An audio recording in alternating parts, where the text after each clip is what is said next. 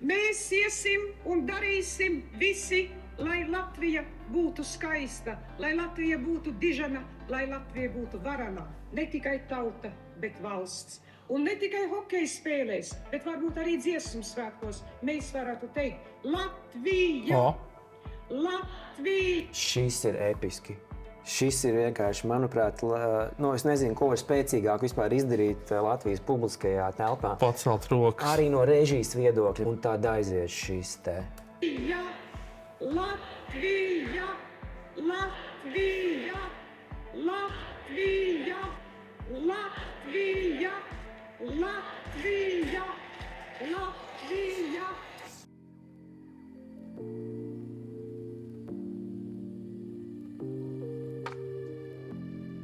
Mums šodien ir Kristaps Petersons. Paldies vēlreiz, kad esi ieradies. Vefa kvartālam izgājām lēnā garā cauri. Bet Latvijā nav ļoti daudz komunikācijas treneri. Nezinu, uz vienas rokas pirkstiem principā var saskaitīt. Labi, uz divām mēs varam saskaitīt. Un šajā te runas skolas podkāstā Runas darbnīcā mana doma ir ik pa laikam uzaicināt profus, kā Kristapu, un pakomentēt kaut kādas runas, situācijas, kas ir ar komunikāciju saistītas, un tādā veidā atrast, tādu vidēju aritmētisko ieteikumu padomu atcelīti, no kā varētu pārējie klausītāji arī kaut ko iegūt. Vēlreiz čau. Vai tu vari varbūt kaut kādā tādā īsā lakoniskā veidā to savu komunikācijas sākumu izstāstīt, kāpēc tu vispār esi tajā komunikācijas lauciņā? Jā, es sāku ar žurnālistiku 30 gadi. Man patiesībā pagājušajā gadā apritēja tāds apašs skaitlis žurnālistikā. Un kaut kādus pēdējos 10 gadus no tiem es varbūt esmu vairāk pagājis prom no žurnālistikas un vairāk tādā komentēšanu žanrā esmu. Un tas līdzi paņem visus tos raidierakstus un tādas jaunas mēdīju formas, kuras esmu visu kaut ko eksperimentējis. Un tad es diezgan dziļi iebridu prezentāciju pasaulē un sasniedzu arī kaut kādas virsotnes starptautiski. Man tagad ir klienti daudzās valstīs. Es tagad saskaitīju pēdējos bija kaut 20 valstis, kurās puslīdz regulāri ir kaut kas, kur ir jābrauc un kāds jāglābj uz skatuves. Tieši no vizuālām prezentācijām? Nē, arī saturiski visa struktūra un saturs. Jo žurnālists ir vairāk satura cilvēks. Viņš jau tā vairāk, tas fons ir vairāk saturs un tā vizualizācija ir vairāk tāda pievienotā vērtība kaut kāda, ko varbūt visi komunikācijas treneri nedara. Es daru arī to vēl klāt. Bet kā komunikācijas treneriem es arī kvalificējos tajā pat kategorijā, kā nokļūt ārzemēs, kā iegūt ārzemju klientus un tā, lai tu tur braukātu ar lidmašīnas pie viņiem? 10 gadi.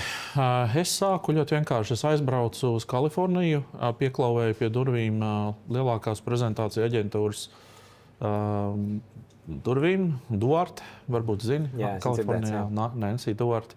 Viņa kļuva par manu mentori, par manu, tādu aizbildni tajā industrijā. Un tūlīt pat arī nodibinājās prezentācija ģilde. Tad es uzkalpojos līdz direktoru padomēji. Un, sākām lēnā garā ieviest visu to prezentāciju un prezentēšanas kultūru.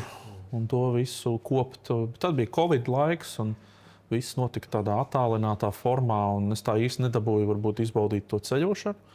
Bet pēc tam atkal aktīvi sākās konferences, kongresi, kur tā ģilde faktiski man rokās iedeva visus tos lielos klientus, jo viņi Amerikā ar viņiem strādā.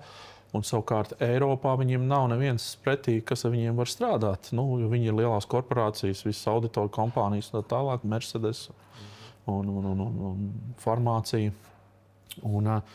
Tā es vienkārši stāvēju un man kaut kā tā palaimējās, ka viņi visi paši pie manis atnāca. Tagad savukārt ir konferences, kongresi, gan arī katru nedēļu, arī šonedēļ uz Dubaju lidoju uz Pasaules valdību fórumu, kur atkal ir klienti, kuriem vajag paturēt rociņu pirms uzstāšanās un palīdzēt salikt kaut kādus uzsvarus pēdējā brīdī. Kā tu strādā, piemēram, ar šādu veidu klientiem? Jūs tiekaties vienu dienu iepriekš, vai jūs online pirms tam gatavojaties? Pārsvarā online tas ir. Un tad, protams, konferenču dienas ir kaut kādas, kas ir tādas īpašās. Tad tas ir aizlidot un atlidot. Pārsvarā tās tuvajā reģionā ir viendienas, bet tālie, kas ir Emirāti un Amerika, tad tie, protams, kaut kādā. Bet kā reāli izstāsta tās sesijas? Es pieļauju, ka tie ir lielas personības, lieli cilvēki. Tu aizlido, un tagad ir tā prezentācija diena. Jums ir tikšanās pirms tam vēl, vai kā tu strādā ar viņiem? Patiesībā tie nav tādi paši lielākie vārdi. Viņiem ir tur Tony Robbins un tāds līmenis. Es esmu tajā līmenī, kas ir tie mārketinga viceprezidenti un kaut kāda tāds tas. Un tie, kas uzstājās, viņi pārsvarā uzstājās profesionālās konferencēs. Un tad tas, mūsu, ko mēs tur pārunājam, ir principā viņiem ir gatavas prezentācijas, viņas ir pietiekami noslīpētas. Un tad ir tikai kaut kādas sīkas lietas, kur tu nevari īsti. Piemēram, auditoriju. Auditoriju tu vari saprast tikai pasākuma dienā. Tā lielā mērā. Daudzreiz var paredzēt, bet šur tur nevar. Un tad tā auditorija saprašana, iziešana pie tās auditorijas, parunāšanās, saprašana, noskaņojumu un tā tālāk. Un tad pēdējā brīža tās pieslīpēšanas prezentācijas, kur tas notiek vairāk tāds process. Tas ir manā, jo neviens cits viņiem to nedara, un tad es esmu tas, kurš to uzņemās. Viņi ir gatavi ar savu prezentāciju, un tad kaut kāds 10-15 minūtes pirms paša pasākuma tu vēl pasaki kaut kādas frāzes teikums, kur ielikt iekšā, ja? Jā, piemēram, tā kritiskākā lieta, kas man ir notikusi, bija Bāzelē, Šveicē. Es to esmu stājis arī publiski, ka šefs kompānijas tūlīt iesārā uz skatuves, un viņš pasaka, ka es neticu vairs šai prezentācijai. Es viņu nestāstīšu. Un ko tu viņam spēku izstūmi? Nē, es viņam pateicu, tu vari atcerēties 5 vārdus. Jā. Es iedošu 5 vārdus, un tu viņus tā vienkārši arī ņem un pa vienam pasaki sev un atbildi uz šo jautājumu. Un tā tu izies ārā, un tu loģiskā secībā sakārtos to prezentāciju. Un viņš tā arī izdarīja. Mēs norāvām visus slaidus nost, viņš izgāja ārā, gaismu. Viņš tieši tāds mazs bērns ar pirkstiņiem. Var video vēl redzēt, kā viņš iet un skaita tos vārdiņus un atbild uz tiem jautājumiem, ko tie vārdi nozīmē. Bet tā ticība ir trausla teritorija. Vienreiz tic, otrais netic. No bailēm var likties, ka es nekam neticu vairāk, un tad tāda iedvesmošanas lieta. Jā. Bet es nezinu, tavā situācijā. Toreiz viss bija baigā krīzē. Tur visas tās mārketinga dāmas vienkārši apgāzās. Es vienkārši sapratu, ka viņas neko nevar izdarīt. Un tad es viņam uzliku tā roku uz tā pleca. Es saku, man tev ir viena formula. Rekur, tev viņi ir 5 vārdi. Tiešām ir tāda formula, ko izdomājat? Nē. Ir. Tā ir tāda. Viņi ir tāda 5 soļu. Viņas tā kā līna. Zini, kas ir līna, jā. Viņas pēc līna metodes ir tāda formula, kur tu vari principā visu saturu ielikt un izstāstīt racionālā veidā, ļoti ātrā formātā. Tu gribēsi to vēlāk izstāstīt. Es labprāt, jo tu tagad vari man super īsi. Es gribu tikt pie mūsu pirmā video. Pavisam īsi ir tātad pirmais, kas tev jānodefinē, ir problēma. Tātad kāda problēma mums ir, vai ir... Kas ir tas izaicinājums, vai varbūt tā ir iespēja. Tātad problēma, izaicinājums vai iespēja. Un tad pēc tam, kad tu to esi izstāstījis, tad loģiski, ka tas otrs, ko ļoti daudz cilvēku gaida, ir, ka tu dos kaut kādu risinājumu. Bet Japāņi, šīs formulas autori ir Japāņi, Toyota Production System. Viņi ļoti labi saprata, ka pirms tu neesi pārdevis problēmu, tu nevari iet pie risinājuma. Un tāpēc tā otrā lieta, tas otrais vārdiņš ir ietekme. Kas notiks, ja mēs šo problēmu nerisināsim? Atbild uz jautājumu. Negatīvais scenārijs. Dod viņiem pat tādu reālu tādu sajūtu par to, šāda tā situācija ir. Un ja mēs turpināsim šādā garā, mēs nonāksim pie tāda rezultāta. Vēl iebiedēt vairāk. Jo tas ir, tu viņiem pārdod to problēmu. Tad problēmas pārdošana.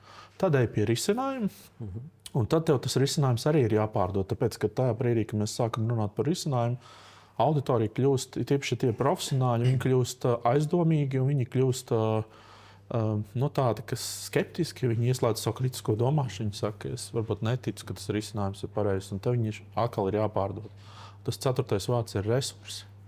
Resursi palīdz lietišķā vidē pārdot racionāli stāstu. Tātad laiks, vajadzīgs konkrēts cilvēku skaits un naudas daudzums, lai mēs varētu šo realizēt. Ja? Jā. Lai tā nav utopija, tas ir kaut kas pieneglojums. Un pēdējais ir aicinājums uz darbību, call to action. Parakstieties šeit.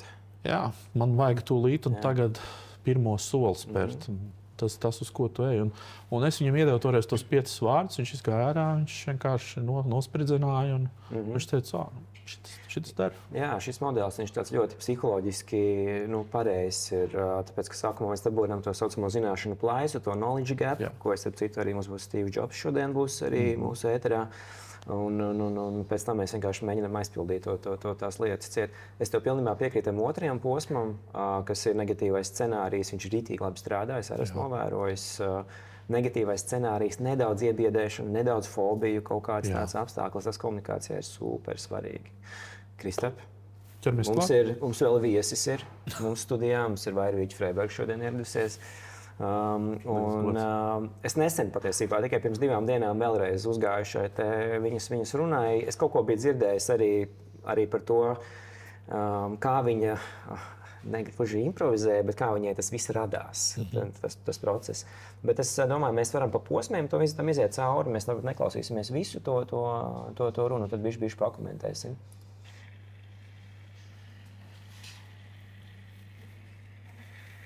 Man liekas, ļoti svarīgi arī kādu viņi iet. Man liekas, karaliene.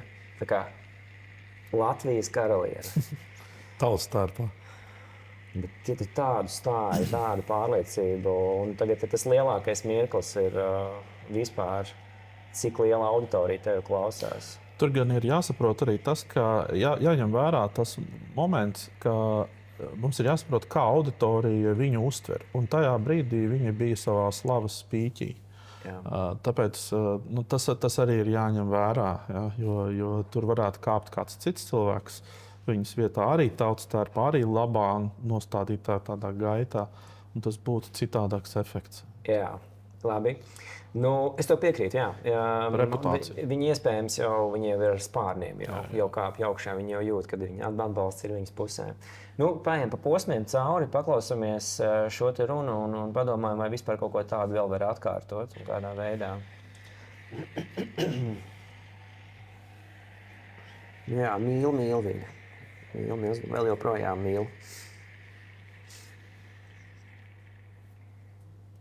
Augsti godātie Latvijas valsts un Rīgas pašvaldības vadītāji un darbinieki, Jūsu ekscelences, ārvalstu vēstnieki, godātie ārvalstu viesi, mīļie koristi, diriģenti, virsdiriģenti, dziedātāji, spēlētāji, dansotāji, mīļie latvieši, labvakar, sveiki svētkos!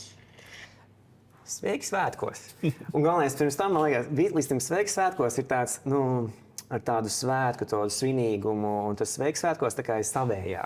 Tā sajūta, tā kā saimniece ierunājas. Tajā brīdī jau, kad tu ej uz to, kad tu sāc jau lietot vārdus virsdiriģenti, tu smaidi jau, un tad ir tie dancotāji.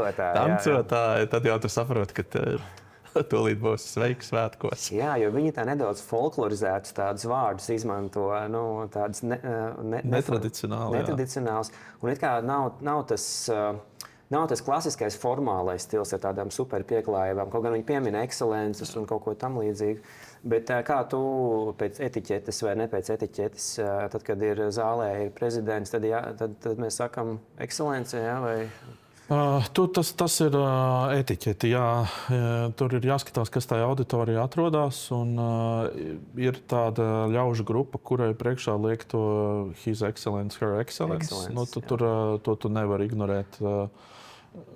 Patīk vai nepatīk, jā, bet tas ir tur jāievēro. Bet, kas attiecas uz, piemēram, šo, es esmu arī vērojis un skatījies vairākas citu prezidentu dziesmu svētku uzrunas, un arī, kas man iespiedās pēdējā, kas bija pēdējie svētki, arī tie sākumi kļūst, man liekas, arī arvien vairāk tādi neformālāk un neformālāk. Viņi vairs nav tik uzspēlēti, jo kas ir notiek tas, ka visu to augsto amatu izņemot prezidentu un karaļu, visu to pārējo augsto amatu tā autoritāte ir devalvējusies. Un viņi to saprot, un sabiedrība to saprot. Līdz ar to arī paliek tās uzrunas tādas vieglākas. Jā, piekrīt. Jā, man arī kaut kā, man pat prasītos kā auditorijai, ka man prezidents uzrunā bišķiņ tā kā, kad viņš ir zemāk savā hierarhijā. Nevis tas, ka mēs viņu nerespektējam vai necienām, bet tas, ka viņš ir pieejamāks. No tāda viedokļa. Forši, labi, es starp citu ļoti forši balsu viņai. Tāda labi zemais tonītis, tāds diezgan forši.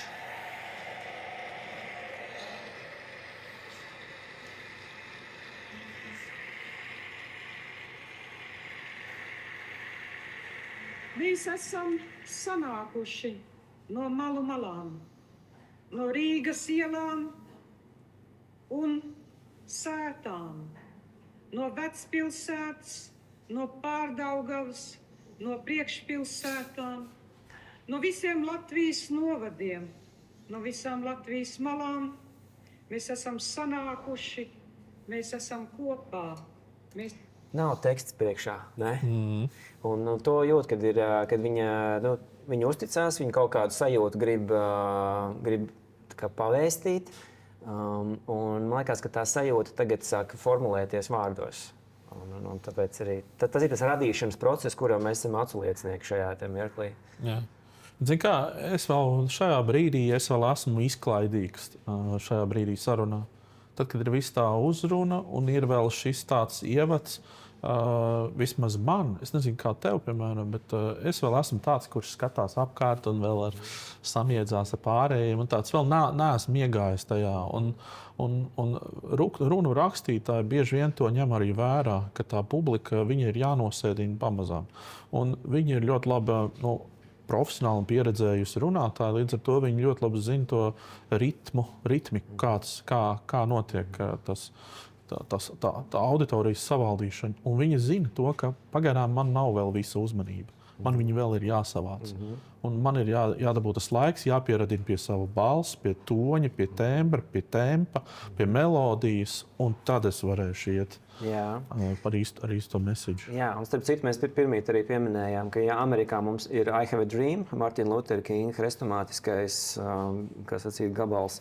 Tad iespējams šī ir tā mūsu latviešu sapņu runa, I Have a Dream, savā episkumā un hrestomātiskumā. Un Mārtiņš Luters Kings arī ļoti melodiski runā, pusdziedošajā, šajā sprediķošanas stilā, un Vairvīģa Freiberga ļoti melodiski. Ļoti gandrīz jau tādā pusdziedošajā un galotnītēm jau tur aiziet gaisā. Bet šādās episkās situācijās tas ir pie vietas. Bet es tev gribu pavaicāt, kā tev pašam liekas tā balss? Tu teici, viņai labi nostādīta balss. Un es atkal esmu dzirdējis viedokli, ka tieši daudziem liekas, ka Vairvīģas Freibergas balss ir tāda spalgais gals. Kā tu jūti to, kā tu viņu dzirdi? Nē, man liekas, ka viņai ir salīdzinoši zema, ļoti patīkama forša balss. Zema? Ja. Salīdzinoši zema, jā. Jo tas augstais spalgais būtu kaut kur tur, te pierē, kaut kur te kaklā. Jo viņa runā ar krūšu rezonatoriem. To var uzreiz jau Jā, viņa runā tā kā droši vien pareizi, bet viņai tas ir balss saišu droši vien jautājums. Kaut kas ar to, ka tu tomēr jūti, ka viņai ir jāpiepūlās, lai tomēr viņu dabūtu tādu zemāku, man šķiet. Es domāju, ka viņa piedomā bišķiņ pie tā, kad arī šajā te runā, ka viņa bišķiņ mēģina viņu laist tajā ķermenī iekšā. Ar rezonatoriem pastrādāt. Mēs esam vienoti. Mēs esam Latvijas tauta. Šeit, jā. Un katrs no mums, kas šeit ir klāt, ir nācis garu un tālu ceļu. Dzīves ķēde, kas sniedzās atpakaļ, ne tikai gadu simtos, bet gadu tūkstošos, paudžu paudzēs, dzīvības dzirkstele nodota tālāk, līdz nonākusi līdz mums, kā dārgs mantojums, ko katrs nesam sevī. Šo, man liekas, viņa kaut kādā veidā pirms tam ir izdomājusi. Jā, šis ir kaut kāds viņas izdomāt. Jā, šis izklausās pēc viņas plāna.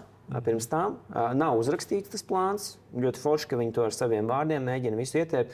Bet kas man patīk, un to nevar atkārtot, man liekas, ir tas viņas fenomenālais stils ar to vārdu izvēli. Man ir tāda sajūta, un es gan nevarēšu tagad pateikt konkrēti un atsaukties uz kaut ko, bet man ir tāda sajūta, ka tur apakšā tai viņas domā ir kaut kas no dainām. Jo tas nav kaut kas tā kā viņa to ir izdomājusi, bet viņa ir sakombinējusi kaut kādas dainas, kaut ko, un tā kā viena otru, tajā laukā viņa ir droši vien lielākā speciālista, kāda mums Latvijā vispār ir. Un vienkārši salikusi vienkārši to runā. Skaidrs, ka viņi to ir izdomājusi pirms tam, tas gan jā. Jā, tur jūt to folkloristisko, nedaudz tas dainu tā sajūta. Un tas, ko tu tikko teici, iespējams vēl padara to runu vēl tādu īpašāku, jo iedomājies, ja kaut kādā mirklī mēs sajūtam, ka viņu runā dainu formātā, ritmā, vārdu izvēlē, bet tā ir daina, kas veltīta mūsdienu latviešu sabiedrībai. Tas ir vienkārši. Tu neko nevar vēlēties vairāk no valsts līdera, no valsts vadītāja, kas vēl sakralizē kaut kādā ziņā šo vēstījumu, jeb kodu, kas mēs esam un kā mums jābūt. Mēs esam maza, bet sīksta pārdzīvotāju tauta. Mēs esam stipri tamdēļ, ka tik daudz ir bijis mums jāpārdzīvo. Mēs esam stipra tauta. Es gribēju parunāt ar tevi par komunikāciju kā par kodu. Man liekas, ka tik labi, kā viņa strādā ar kodēšanu, vislabākajā vārdu nozīmē šajā ziņā, jo viņa mums kodē to spēku un jaudu kā nācijai. Es neesmu Latvijā dzirdējis nevienu citu, kas kaut ko tam līdzīgi darītu, un tik apzināti, no tik precīza punkta, kur tevi klausās faktiski visa tā nācija. Lai to kodu varētu aiznest, jāņem vērā, kad ir jābūt Kaspars Notiņa cienīgai dikcijai, kur katru skaņu mēs cienam un mīlam un izrunājam līdz pēdējai zilbei. Mēs nesteidzamies, un līdz ar to arī šīs paukštēlo cienīgās pauzes arī iedod vēl papildus vēl spēku visam tam, manuprāt. Jā, es to piekrītu, un es esmu šeit ar saviem klientiem mēģinājis arī to kodu trenēt un mācīt, jo tie pārsvarā ir vienkārši komerciāli kodi, kaut kādu, ko darbiniekiem vajag zināt vai kaut ko tam līdzīgu, un tad viņš ar to iet un viņš to 3 reizes runā atkārto un ar kaut kādu tādu uzsvaru un ar pauzi priekšā aizmugurē. Ir, protams, arī mēģinājumi bijuši, Latvijā un arī citur, likt tos kodus iekšā, bet tas ir ļoti no cilvēka atkarīgs. Tas ir tāds ļoti personisks ceļojums. Es to varētu mēģināt izdarīt, tāpēc, ka es to jūtu. Bet tas otrs cilvēks, es viņam nevaru to iemācīt, ja viņā nav šī emocionālā inteliģence tajā līmenī vai kaut kā tur nesaskan mums kaut kāda ķīmija tur, un tas ir ļoti sarežģīti. Un šeit, es domāju, ir tas variants, ka viņa to vienkārši pati saprot. Viņa to zina, kā tas strādā, viņa arī zina, kā tā hipnoze notiek, un mēs to redzēsim. Liekas, jā, viņa jūt to telpu un vidi, attiecīgo situāciju. Nav bieži latviešu tautas pārstāvjiem šādas episki prožektori, kur tev viss nācija tevi klausās. Un tieši šāda tipa formāts vislabāk piestāv arī šādām situācijām.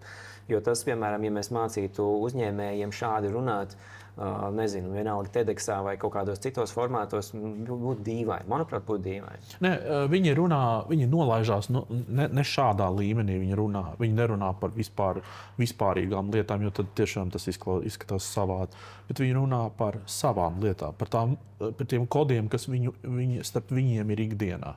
Un tos mēģināt ielikt iekšā un atkārtot, jo tomēr mums arī uzņēmumos iekšā ir kaut kāda vērtības, kaut kāda kultūra, un to pacelt ārā. Tas nav tas līmenis, kas ir šeit, bet viņš ir mazāks, bet tomēr salīdzināms kaut kādā ziņā.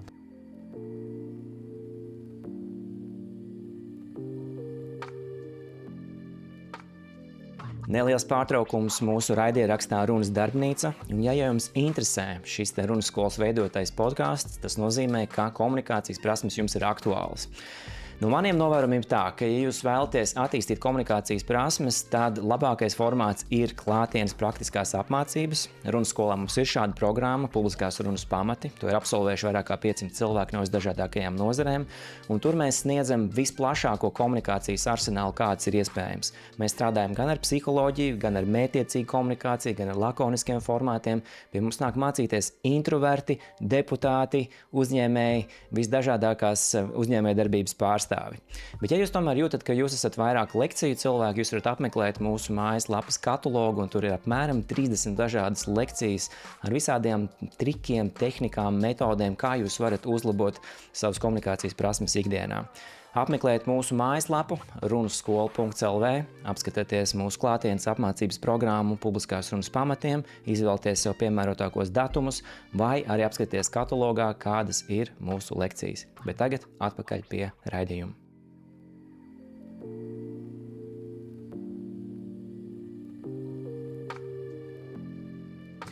Jā, paklausīsimies tālāk. Maza piebilde, kamēr es vēl neaizmirstu, ir pāris tādas atblāzmas no varoņu ceļojuma formāta, kad viņi ļoti saturiski iet uz to, kad mēs esam gājuši ceļu. Tad mums kā varoņiem, kā tautai, tad varoņu ceļojumā mēs esam atnākuši un nesuši šo dzirksteli vai to savu spēku. Tas ir diezgan būtiski. Un gadu simteņos, ko esam pārdzīvojuši, ir bijis jāmāk pielāgoties un ir bijis jāmāk atrast atrisinājums vissmagākajiem uzdevumiem. Mūsu senči vienmēr to ir pratuši. Antivaroņu faktors. Mazais, varoņu ceļojumā jābūt vienmēr kaut kam sarežģītībai, šķēršļiem, ko mēs pārvenam. Kaut vai arī mēs pieminam vienā teikumā grūtas situācijas, sarežģītas situācijas. Kur viņi pierāda to mūsu sīkstumu, kādu mēs bijām. Savādāk mēs nevaram saprast to savu sīkstumu, ja mēs vienkārši teiksim, mēs esam stipri. Nu, nē, mums vajag pierādījumus. Tas ir tas, ko par to problēmu, un tagad vajag to pamatojumu, to iemeslu, kas Mums vajag to salīdzinošo perspektīvu. Mārķa Imela to sauc par dramaturģiju. Viņi bija gudra tauta ar gudru padomiņu. Mēs esam viņu mantinieki. Arī mēs esam gudri. Mēs esam gudra tauta. Man tā patīk šitā vieta. Es vienkārši dievinu šo vietu. Es neesmu dzirdējis ne no viena latviešu līdera, ka mēs esam gudra tauta. Stipri, jā, kaut kur es esmu dzirdējis, bet mēs esam gudra tauta. Un pateikt vēl tādā veidā un intonācijā, ka tu tiešām arī jūti Uz šādas skatos es to neesmu dzirdējis. Iespējams, ka kaut kur kādās jaungadu uzrunās kaut kas. Nē, mēs esam dzirdējuši, tauta nav stulba. No debata mēs esam arī dzirdējuši no Šķēles, ka jums vajag mācīties angļu valodu un bikses arī gludināt. Arī tā mēs esam dzirdējuši. Tā kā mēs esam kaut kādā ziņā auguši no 90. Jā. Ļoti patīk. Es klausos kā kodu un kā šūpuļu dziesmu vienlaicīgi. Ar gudru padomu. Seno, tālo laiku, gan mājās un pavardos, gan krāsmatās, kas bija palikušas pēc kariem, mēra, bada laikiem. Vizualizācija. Ļaudis kopa un sargāja pavārda uguntiņu. Dramatiskie vārdi, viņi ļoti, ļoti svarīgi. Viņi iedod uzreiz tādu kreftīgumu sajūtu un tādu diminutīvu izmantošanu. Tu zini, kāpēc? Viņi ir iekšā, tāpēc, ka tur dainis lielā mērā ir tieši diminutīvs. Viņi strādā uz to. Un viņi to tāda atsauce uzstājas. Bet kas man ļoti patīk, ir šeit tas no tāda koda viedokļa ir tā vizualizēšana. Tas pavārds, tu viņu redzi, to visu to darbību, ko viņi raksturo, tu viņu redzi acu priekšā, tādā filmā. Un tas arī, protams, ļoti labs pieejams, jebkurā runā ir maksimāli censties vizualizēt to, ko tu stāsti. Vienalga, vai tev ir fonā kāds vizuāls materiāls vai nē, tas ļoti spēcīgi strādā. Katram savu iztēli darbināt. Vistrakākās lekcijas un semināri ir tie, kur tu sēdi un tu skaties, un viss ir viens liels Excel. tad tas ir tas šausmīgākais. Jā, vienkārši vajag iemācīties, ka atsevišķiem vārdiem ir savu vizualizācijas kaut kāda pakāpe. Man ļoti patīk tā literāri izkoptā valoda. Viņi saka vārdu krāsmatas. Es tik sen neesmu dzirdējis šo skaisto latviešu vārdu. Vienkārši nekādas drupas, vienkārši krāsmatas. Un ap pavārdu uguntiņu pulcējās ģimene, saime. Tur tika kopta valoda, tradīcijas, parašas, ticējumi. Tur kultūras uguntiņa, tur valodas uguntiņa tika nodota tālāk. Un tas ir, kur ir vīzija, kā mums ir jādzīvo, kā mums ir jāstrādā, ģimene. Ģimenē mēs mācāmies, tas ir mūsu mikrokosmos. Tur mēs veidojam kultūru, valodu, spēku. Tas atkal ir, mans prāts jau ir tik tālu jau sabojāts, ka es iztēlojos neandertāliešus pie ugunskura un tā kaut ko. Protams, bet es saprotu, ka viņi runā par kaut ko citu, par tur līna drānā starp tiem latviešiem un tā tālāk. Bet, katram savs tas un te iezogās mans smaids, jo redz, kur ļoti viegli ir šāda te arī formu pārprast. Viņi var pārprast. Un tas arī ļoti svarīgi savā runā, cik ļoti daudz tu fokusējies uz kaut ko vienu, un tu nepamani, ka tam var būt arī visādas citādākas nozīmes, un ka auditorijā var būt cilvēki, kas to saprot citādāk. Šis nav nekas ļauns. Manā pusē tas ir smieklīgi, ironiski, bet savukārt kaut kādā korporatīvā vidē tas atkal var būt pārpratums. Tā kā tu saproti nepareizi to vēstījumu. Bet, viņa vizuāli turpina strādāt. Viņa tas turpina, ir tas, ko tu pieminēji. Jā, es vizualizēju. Es tikai citādāk sāku vizualizēt, jo viņi pārāk varbūt drusku aizraujās ar to ugunskura un to klātesamību. Pilnīgi pietika ar tām krāsmatām. Tas bija forši. Bet viņi ir dainās. Viņi ir daina, un mēs esam literāri. Tā nav realitāte, kurā mēs esam. Mēs esam kaut kādā starplaikā netelpā, ko viņa mēģina mums tā kā metaforu iekodēt. Mēs esam bagāta tauta, jo daudz esam saņēmuši savā mantojumā. Mēs esam skaista tauta, tādēļ, ka mantojums ir ticis gadu simtos un tūkstošos, sijāts un veitīts un atvētīts un atsijāts. Ir tikai tas, kas par labu ir ticis atzīts. Arī mums ir savas sprieduma tiesības un spējas. Mums ir tā izdevība un tas pienākums atsijāt no pagātnes to, kas mums derīgs, kas mums lieti noder, tas, kas mūsu sirdī patīk. Pagātne ir mūsu, lai mēs izvēlētos, kā viņu pārņemt, kā viņu pieņemt, kā viņu padarīt savu. Šis ir jaudīgi. Ļoti spēcīgi. Man liekas, ļoti, ļoti spēcīgi. No līdera dzirdēt veidu, kā mums būtu jāinterpretē un jāskatās uz pagātni. Un vēl pēc tam ar tādu interpretāciju, ka tā ir tāda mugurkaula veidošana. Mēs esam tiesīgi skatīties un pieņemt lēmumu. Bet šeit atkal nospēlē autoritāti. Ja šo pateiktu, es atvainojos Evika Siliņa, visu cieņu Evikai Siliņai, bet viņu uztvertu citādāk. No viņas tas neskanētu tā, kā tas skan no vairas, vai ne? Tur piekritīs, vai ne? Nezinu, vai es tev piekritīšu. Labi. Es neesmu, protams, Evikas Siliņas dzirdējis kaut ko tādu, bet ja man tā ir režisoriski, ka tagad jāiedomājas, kā tas varētu potenciāli izklausīties, iespējams, ka tas varētu nostrādāt. Iespējams. Evika Siliņa jau ir kaut ko kā sacīt, parāda. Publiskā komunikācijā bišķiņ jau iebraukusi grāvjos atsevišķos, un sabiedrība varbūt viņu atcerās arī tā. Vai arī kaut kad iebrauca grāvjos. Nebija jau tā, ka viņai arī bija gluds ceļš. Viņi jau arī ar pensionāriem sakasījās. Es ar šo te runu skatos kā uz Stanley Cup 7. spēli, kurā tev ir visi pasaules prožektori tev skatās. Šajā gadījumā Latvijas prožektori tev skatās, un tu iemet izšķirošo golu. Precīzā laikā, precīzā vietā, ar filigrānāko meistaru stiķi tu izdari visu. Visu, ko tu izdarīsi pirms tam, tie grēki tika piedot. Tie tika piedot.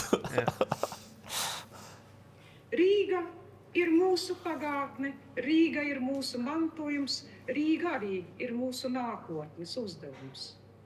800 gadu Rīgai. Tie nav tikai sveši iekarotāji. Nē, viss kārtībā. 800 gadu Rīgai, tas ir Rīga kā pilsēta, kas ir radusies pirms dažai labai citai galvaspilsētai uz mūsu Eiropas kontinentu. Mūsu valstī Rīga ir galvaspilsēta, bet savos 800 gados šogad ir pirmā reize, ka Rīga svin savu 100 gadi brīvā Latvijā zem sarkanā karoga. 800 gados pirmo reizi Rīga svin savu jubileju kā Latvijas, neatkarīgas Latvijas galvaspilsēta. Mūsu Rīga nav gatava. Mūsu Rīga nekad nedrīkst būt gatava. Mūsu Latvija vēl nav gatava. Man ļoti patīk, ka izmanto vārdu nedrīkst. Tas ir kaut kāds tas aizliegums, un viņš ir tik fundamentāli spēcīgs. Viņu vispār varētu izmantot biežāk tādās publiskajās runās, jo tas uzreiz iedod tādu autoritāti un spēku runātājiem. Es esmu tāds jau fanātiķis kļuvis par atsevišķu vārdu izmantošanu vispār komunikācijā. Par vārdu nedrīkst es esmu atkal uzmanīgs, teikšu godīgi, jo redz, es atkal vairāk, man tā korporatīvā vide man ir arī samaitājusi savā ziņā, jo ļoti tagad ir īpaši cilvēks skatās uz to, lai tikai tevi nerunātu tā, lai tevi nekādā veidā neaizvainotu, nesāpinātu un netraumētu. Un mēs tevi visur spilvenus liekam un tā cenšamies. Un kaut kādā ziņā es arī varbūt esmu saslimis. Es ļoti labi saprotu, ko tu saki, un droši vien tādā kailā, tādā kailā runā, kas ir, teiksim, skatuvs. Tas ir spēka vārds, tas ir ļoti spēcīgs vārds, ja, bet es iedomājos, man tas ir tev pilnībā pievienojos. Ir jābūt super jūtīgiem ar baltiem cimdiņiem tajā mūsdienu korporatīvajā vidē, kur tu no visām pusēm vari dabūt, kā sacīt, dietē. It īpaši, ja tu strādā Londonā vai Ņujorkā, tur ir vienkārši neiespējami. Tur nepateikt nedrīkst. Jā, bet šajā gadījumā es domāju, vārds nedrīkst, kas nav vairāk personiski tēmēts, tas ir drīzāk kaut kādiem amorfiem, vispārīgiem antivaroņiem, kā tur Covid, finanšu krīze, birokrātija. Jā, ka mēs nepersonificējam to tā kā uz sevi, neattiecinām. Jā. Bet tas vārds veido tā runātāja cilvēka atkal stāju. Mēs viņu vēl veidojam un ceļam. Latvija arī nedrīkst nekad būt gatava. Mēs strādāsim pie savas valsts, lai varētu būt par valsti tikpat lepni, kā varam būt lepni par savu tautu. Viņa ir iegājusi ritmā. Tev ar jūs tagad ir pagājuši kaut kāds 5 minūtes kopš viņas runas, un viņa vairs nemeklē vārdus, viņa ir iegājusi stāvoklī. Un tagad ir sajūta, zin, kā ezotēriskajā pasaulē. Vārdi pašnāk. Pieslēdzos kanālam. Viss. Jā, es tikai veicu funkciju. Nodot. Tagad viņi ir iekšā tajā kanālā. Un man liekas, ka drīz jau sekos tas, ko mēs visi gaidām. Mēs esam stipra tauta. Sakiet, lūdzu, visi kopā. Mēs esam stipri. Mēs esam stipri. Mēs esam diženi. Mēs esam diženi. Bet ļoti ātri tā auditorija tomēr aizgāja, pavilkās. Viņi tā kā man bija sajūta, ka introvertiem šitas te ir tā kā no. Bet tas, ko es esmu novērojis, ka ka tu viņiem dod uzdevumu no skatuves kaut ko darīt. Un tad 90% ar kaut ko procentos gadījumu viņi tomēr darīs. Vienalga kaut vai automātiski, pusautomātiski tas notiek, bet viņi daudzīs tās kājiņas, plaudēs tās rociņas. Bet Latvijā arī tu pamanīsi? Es domāju, ka jā, tas ir tīri refleks tāds kaut kāds, tu atsaucies, jā, jo tu saproti, ka tagad ir sākusies kaut kāda spēle, un kas tagad kaut kas notiks, un ka tu tiec tā kā iesaistīts tajā visā. Un es domāju, ka tajā brīdī varbūt auditorija domāju, ka tā ir tāda spēle, saspēle ar viņu, un viņi vēl nenovērtē to, uz ko viņi tiek vēsti. Tas pilnīgi noteikti. Viņi drīz sajūtīs. Viņi vēl nejūt. Viņi vēl tagad, iespējams, autori jūtās nedaudz neveikti un skatās pa labi, pa kreisi, vai tiešām kaimiņš arī saka, mēs esam stipri. Es drīkstu arī, jā. Tad klusiņā pie sevis, mēs esam stipri. Bet tūlītās tas tsunami vilnis gāzīsies un brāzīsies pāri visu galvām, un tas latvietis sajūtīs to spēku. Te viņa saprata, ka laikam neizdosies iekodēt. Visticamāk, viņi būtu, mēs esam stipri, mēs esam vareni, mēs esam bagāti, mēs esam skaisti, bet to publika vienkārši neķer līdzi, viņi nespēja, viņi nesapratīs, jā, viņai ir vajag viņiem pateikt un tad kaut kā atkārtot, bet viņi saprat, ka viņi jau ir pāri viņus sākus, bet viņa, man liekas, labi nokops to. Jā, viņa smuki nointerpretēs, un tagad jau redzēt ekrānā, kad viņa sajūta, viņa smaida. Tie, kas klausās mūsu Spotify, tagad prezidents smaida, viņi jūt, nāk, tā enerģija nāk pretī. Mēs esam dižani. Tagad bišķi jāsalauž. Mēs esam dižani. Mēs esam dižani. Mēs esam ražani. Mēs esam ražani. Mēs esam skaisti. Mēs esam skaisti. Mēs esam skaisti. Auditorija saprata, kāds ir spēles noteikums. Mēs zinām, ko mēs gribam. Un ko mēs gribam, to mēs varam. Ko mēs varam, to mēs darām. Jā, un te ir tā daina. Te tāds kaut kāds tas mūsu mantra aizgāja kaut kāda. Tu teici, ka tu esi dzirdējis to aizkulises mazliet par to, vai viņi kaut kā to ir skaidrojuši šo, jo es to nezinu, šo stāstu. Viņa to nebija plānojusi. Viņa nebija plānojusi, jā? Es tieši nezinu, ko viņi tieši tur domā, kas tā mantra tāda bija, vai tā ir izdomāta iepriekš, vai tā ir no kaut kurienes paņemta, vai tā ir viņas tāda spontāni. Man ir sajūta, ka tas ir viņai tā daina pati kaut kādu kanālu nāk vienkārši caur viņu un tā kā iedomājies, es tur visticamāk viņas vietā būtu. Es domāju, ko es teiktu, un es sev tādu kalambūru pat galvā uzbūrtu, ka es pat pats droši vien kaut ko tur saķimerētos un nokristītos. Jā, ja tu būtu ieplānojis to pirms tam un gatavojies, un es tagad mēģināšu visus pavilkt, iespējams nekas tāds arī nebūtu. Jo viņa bija tajā stāvoklī, pirms viņai sākās šitas, to varēja pilnīgi redzēt pēc viņas izteiksmes un tās visas tās stājas. Tagad bišķi tāds humoristiskāks, tas mēs gribam, daram atskaņu tas posms, bet Vaira nepadodās, viņa gāz grīdā tagad bliež iekšā. Mēs iesim un darīsim visi, lai Latvija būtu skaista, lai Latvija būtu dižana, lai Latvija būtu varana. Ne tikai tauta, bet valsts. Un ne tikai hokeja spēlēs, bet varbūt arī dziesmu svētkos mēs varētu teikt Latvija! Latvija! Šis ir episki. Šis ir vienkārši, manuprāt, es nezinu, ko var spēcīgāk vispār izdarīt Latvijas publiskajā telpā. Pacelt rokas. Arī no režijas viedokļa. Viņi tikko uztaisīja interaktīvo spēli ar 1000 galvaināko auditoriju. Visi viņai pavilkās, visi klausīja. Pēc tam viņi iedeva mazo komentāru daļu, kad ir vēl tā, ka mēs drīkstam to darīt, un tad aizies šis te. Latvija!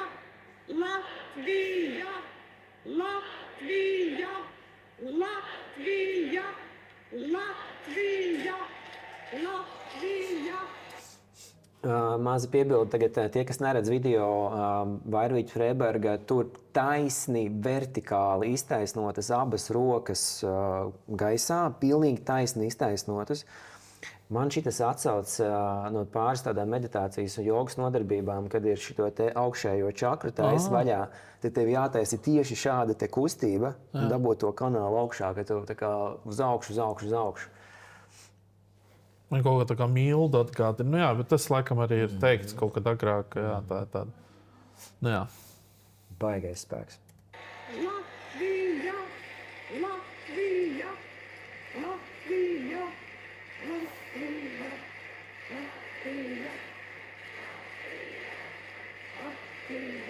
Aizgāja pieslēgums publikai. This AI tool. Viss AI tool. Vienreizē. Nu, labi, vienmēr sakot, tur gan arī tur jau arī tā arī beidzās, bet bija tāda sajūta, ka publika aizgāja tajā kanālā. To tu nevari inscenēt, to tu nevari iestudēt. Šis ir tāds unikāls. Ja tu ļoti pareizi salīdzināji Mārtiņu Lutheru Kingu, mums tad jāskatās, kas mūsu tautai ir ekvivalents, nu, tad šis varētu būt. Jā. Es pilnīgi piekrītu. Tāds vienlaikus ar ļoti spēcīgu saturu, bet arī hipnotizējošu, tādu tautu iedvesmojošu.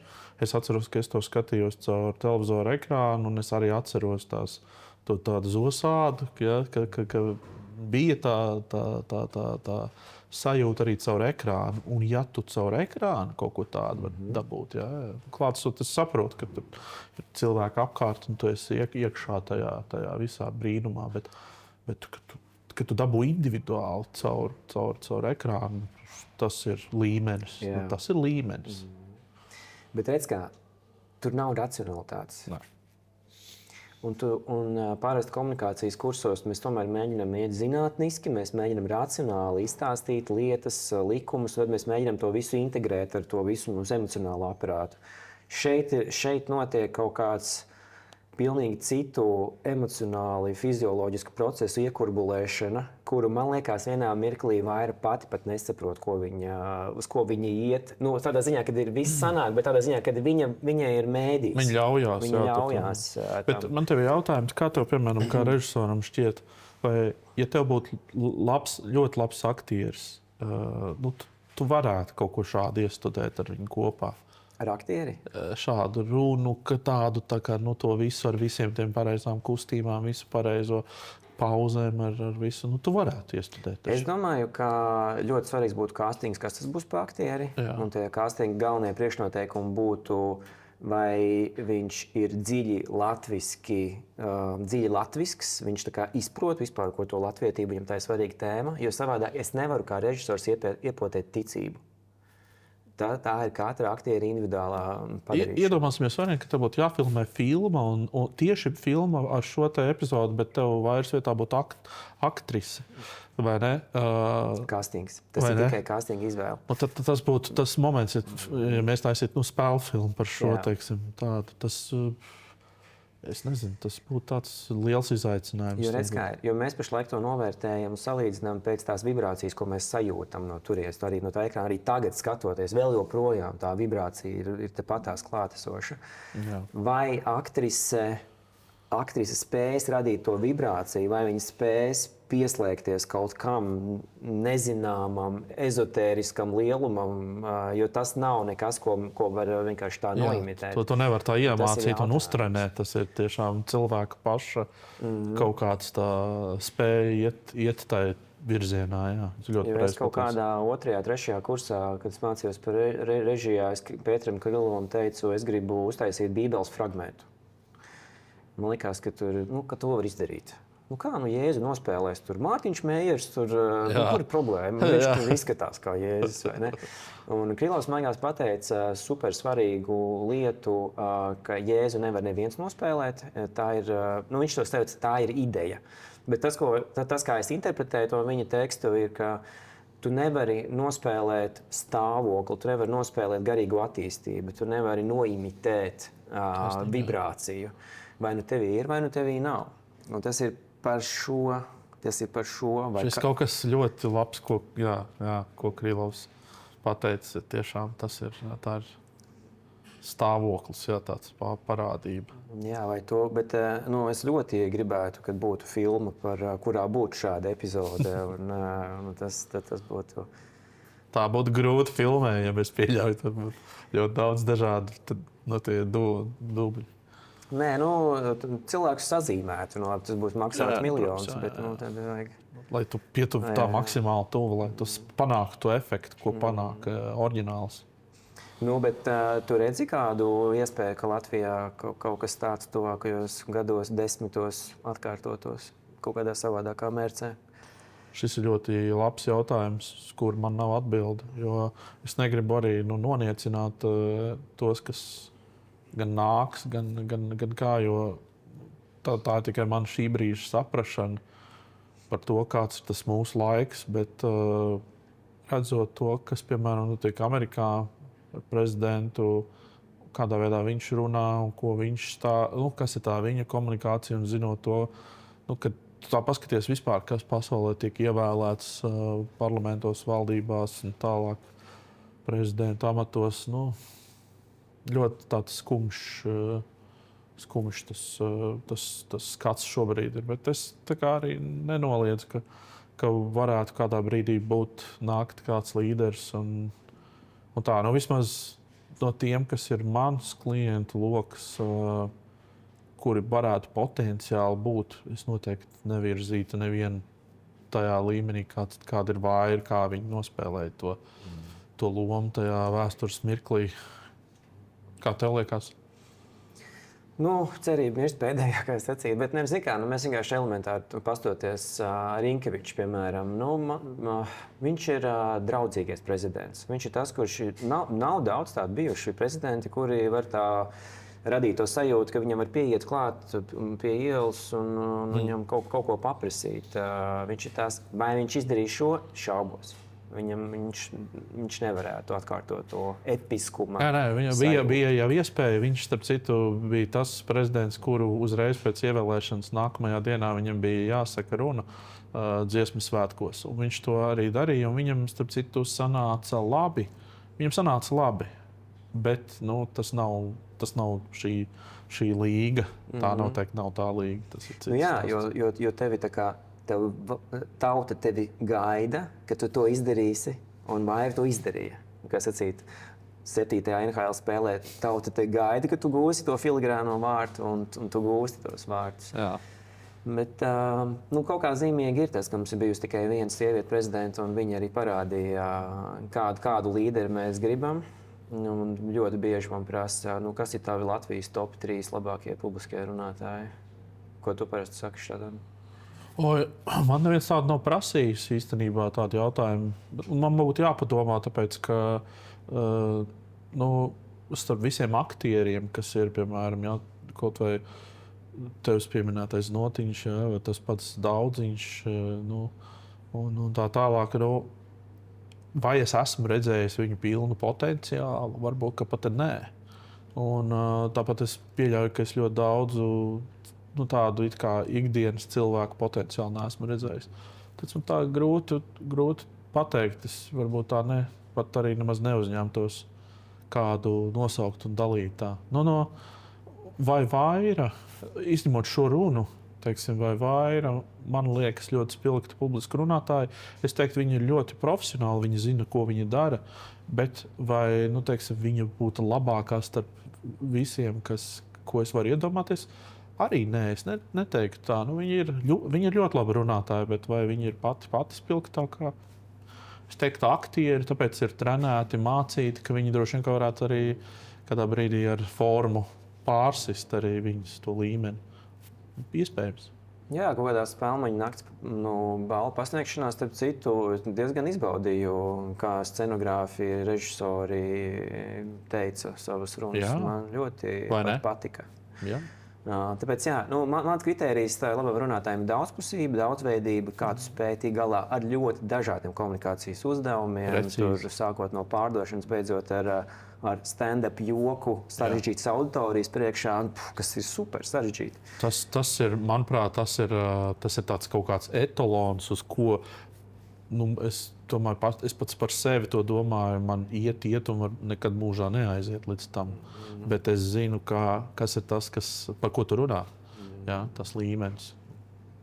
Jā, tā kā es piekrītu par tiem aktieriem, tu pieminēji, nekad tā īsti nebija aizdomājies, patiesībā aktieri varētu kvalificēt ļoti labu runātāju virzienā, bet, teiksim, tā kā, operā arī iedalās vāgneriskie dziedātāji, Verdi dziedātāji, tur ir Pučīni balsis, un kaut kas tam līdzīgs, un man liekas tāda ja būtu tādi žanrs kā vāgneriskā latviešu folklora, tad mums nav konkurentu.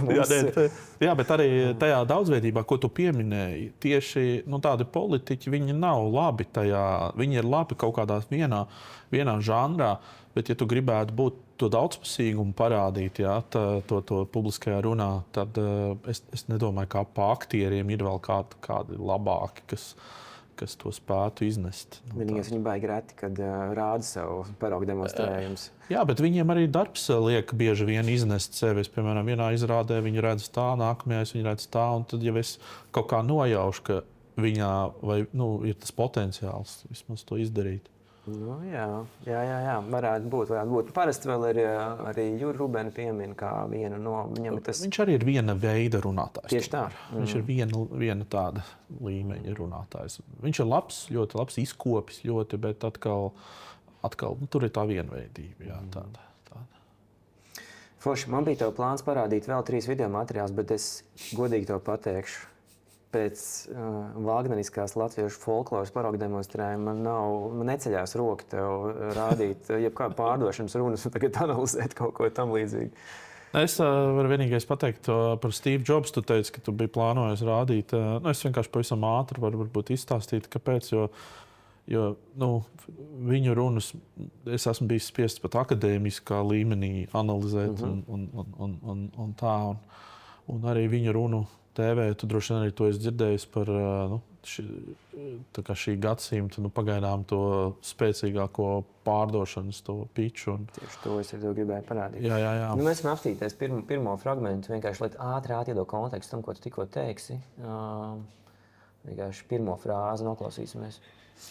This is a day I've been looking forward to for 2.5 years. Kādas build-ups vienkārši, kādas ekspektācijas iedod uzreiz.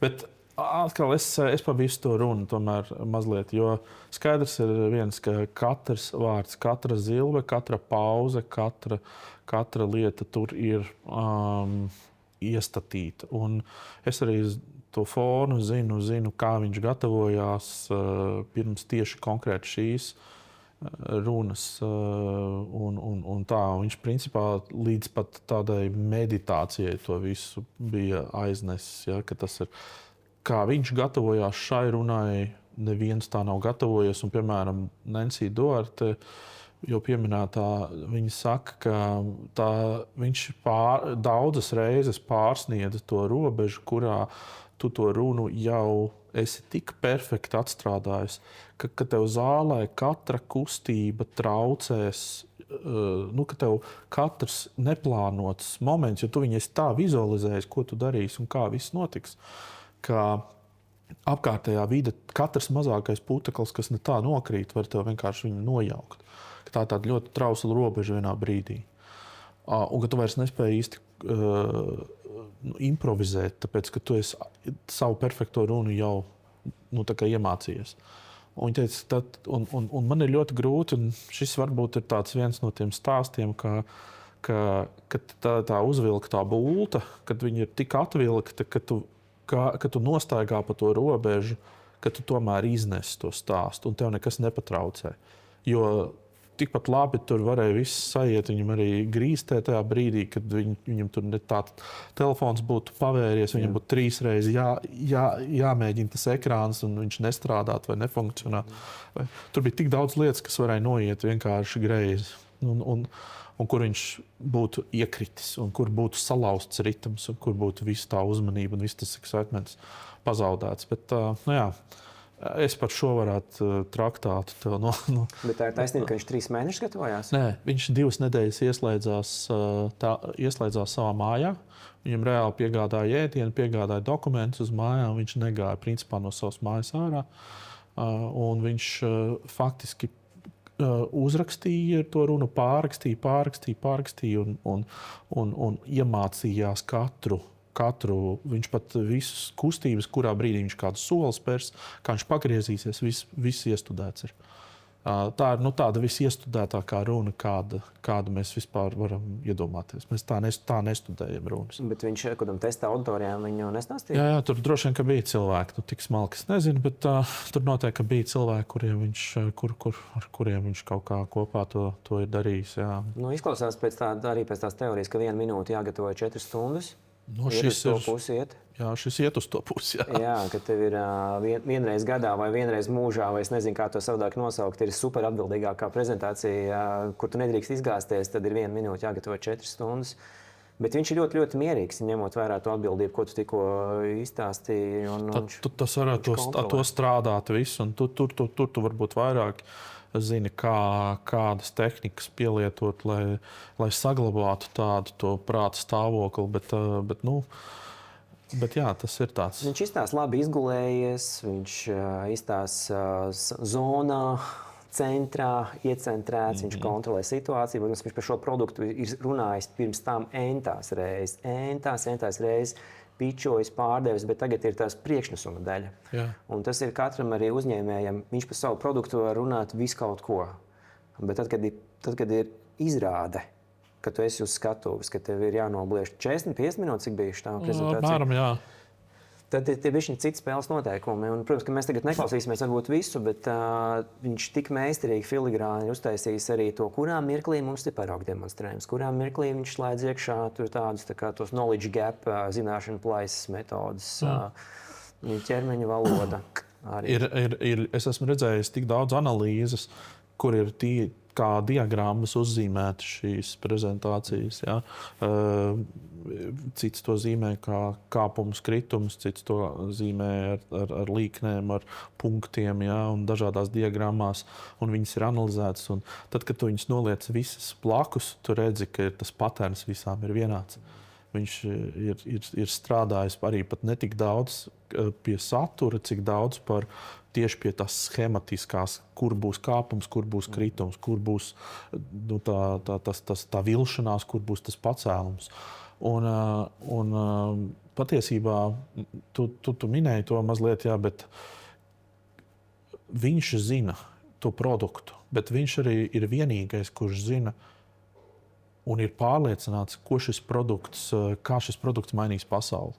Un viņš to ļoti labi saprot, cik svarīgs tas produkts ir, ka šī ir tā iespēja un šī ir tā mana mūža prezentācija. Ja? Jo cilvēki parasti to nesaprot, viņi saprot to pēc tam. Piemēram, kaut kāda TED runa vai kaut kas tam līdzīgs. Tu tā kā gatavojies, bet tikai pēc tam tu saproti, ka patiesībā šitas ir viss, ko par tevi Googlā var atrast, un tas ir aizgājis vienkārši viral, un tu skatās miljonus cilvēku, un tu vispār domā, Heidi, bet toreiz man tā vēders tur sāpēja, vai man tur nebija tas, vai nebija šis. Viņš ļoti precīzi zina, ka šī būs tā runa, kuru visi analizēs, kuri visi skatīsies, un tas būs tehnoloģiju, vēsturē viens tas milestones saucamais. Ja? Nezinu, kā tev, bet man liekas, ja man būtu tāda ideja vai produkts, ko es esmu radījis ar savu komandu, un es zinu, ka tas ir fantastiski, ka nekas līdzīgs tirgū nav. Man liekas, ar tādiem iedvesmas spārniem tu tur nestos uz tās skatuves, tu gribētu. Vienkārši rautos uz dēļiem un laižiet man pie šprices, kā sacīt, runāt. Jā, tā kā iespējams arī tā pārliecība no tā, ka viņš zina, ka tur viss strādā un ka tas tiešām ir izcili un fenomenāli. Tur ir droši vien backupi, un es esmu arī lasījis to, ka viņam bija tur rezerves telefoni, rezerves pieslēgumi, tur bija vesela interneta, šitā tā telefonu stacija tur aizvilkta, lai tikai būtu visjaudīgākais internets. Un tur viss par visu bija padomāts. Jā. Bet kaut kādā ziņā šī ir pārdošanas runa, vai ne? Šeit ir pārdošana, pārliecināšana, iedvesmošana, vienalga kādu terminu mēs gribētu izmantot. Ja mēs atgriežamies pie Vīķes Freibergas runas, man liekas, ka viņa arī pārdod mūsu sapni no to, kas mēs esam. Absolūti, jā. Noteikti piekrīt. Mēs nopērkamies. Pieceļoties kājās un bļaujot Latviju. Un tā nav hokeja spēle pēkšņi, bet tas ir kaut kāds kas tas bija tāds televizors. Tā kā tas, tam vārdam pārdošana, viņam nav tāda patīkamākā konotācija no latviešu vārdiem, bet pēc būtības jau komunikācija vispār kā tāda ir mainīta, transformēta. Es tev pilnīgi piekrītu. Absolūti piekrītu. Nu jā, tas ir tas, kas mums Latvijā trūkst. Mums ir ļoti daudz tās tukšas komunikācijas un nav šīs transformējošās komunikācijas. Kaut kā es jūtu, ka daudz cilvēki ir aizmirsuši, kas tas ir un kā tas tev liek justies, tad, kad tu kaut ko tādu klausies. Un tad, kad tev kaut kas retu reizi, kaut kas tāds nāk priekšā, un pārsvarā tās ir tās kaut kāds vai no aktieru runas vai kaut kas tam līdzīgs, tad tu esi tāds pilnīgi saviļņots un tāds aizgrābts. Tas ir droši vien tas informācijas lavīni, kas mūsos ikdienā viņi vienkārši ir klātesoši un no tā tu izvairīties nevar. Jā. Tā kā tā. Forši. Man liekas, ka te ir jāliek punkts. Es, diemžēl, nepaspēju teikt, bet es arī negāju kopā. Tur vēl tās pārdošanas runas analizēt pēc vairs episkā pasākuma. Jā, es ceru, laikam, ka mums būs tie līderi, ka nāks, kur spēs kaut kādu arī šajās kurpēs iekāpt, arī šādu te lomu nospēlēt. Šajā ziņā es nedomāju, ka tā ir loma spēlēšana kā imitācija, jeb tēlošana. Šajā ziņā es domāju izdarīt to darbiņu, ko tev pieprasa attiecīgā situācija. Es arī ceru. Es pievienojos tavai cerībai. Jā. Tā kā, un kaut kādā mirklī mēs no to cerību pārtransformēsim uz zināšanu, ka tā būs vai ir. Un ka tie līderi mums nāks. Labi, Kristap. Paldies tev. Paldies tev. Super. Paldies, ka aicināji. Jep.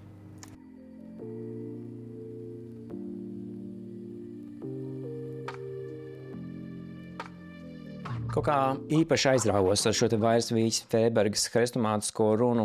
Pilnīgi cita sajūta, ka mēs varam apstādināt un solīt pa solītim izanalizēt, kas patiesībā notiek. Mūsu plāns ir arī turpmāk šajos te runas darbnīcas podkāstos analizēt ne tikai latviešu runas, bet arī ārzemju runas, no kurām jūs varēsiet diezgan daudz ko iemācīties. Paldies Kristapam Petersonam arī par ļoti, ļoti foršu, labu, dziļu skatījumu par to, kas tas bija, ko mēs tikko piedzīvojam, ko mēs redzējam, jo bieži vien šis te komentārs no malas ir viena no vērtīgākajām lietām, kas var notikt. Piesakojiet mums Apple podkāstā, Spotify un YouTube. Nepalaižat garām nevienu citu mūsu runas analīzi. Šis ir podkāsts Runas darbnīca.